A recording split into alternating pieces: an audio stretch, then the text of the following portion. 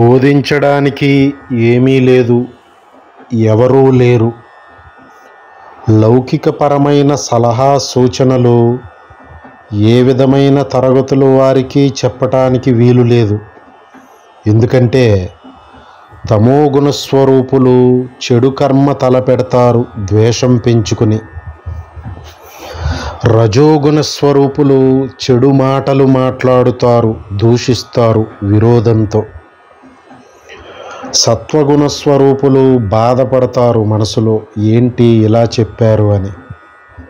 అందుకే పై 3 తరగతుల వారికే లౌకికపరమైన సలహా సూచనలు చేయకూడదంటే ఇంకా ఏ విధమైన ఆధ్యాత్మిక బోధ ఈ 3 తరగతుల వారికి చేయడానికి వీలుందా అసలు? అందుకే అనర్హులకు బోధ చెయ్యవద్దు అని. ఇక్కడ అనర్హులు అంటే కించపరిచే మాట కాదు. జీవిత లక్ష్యం ఏమిటో ఎరుక లేక జగన్నాటక లీలా విలాసంలో దేహాత్మ భావంతో మమేకమై జీవితాన్ని సాగిస్తున్నవారు అని అంతే. మరి ఏమిటి గురు పరంపర శాస్త్రవాంగ్మయం అంతా ఎవరి గురించి? శుద్ధ సత్వ స్వరూపుల గురించి.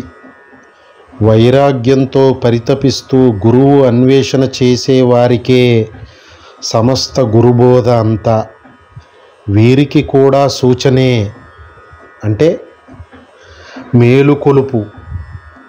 తప్పితే స్వప్రయత్నం, కాలపరిపక్వం, ఈశ్వర కటాక్షం అనే నియతితో అనుభవాన్ని సాధించవలసిందే.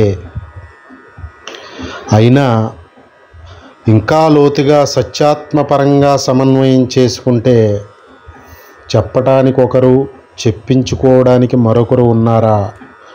ఆటలో భాగమంతే ఇదంతా. సర్వం శ్రీ సద్గురార్పణమస్తు. జై గురుదత్త.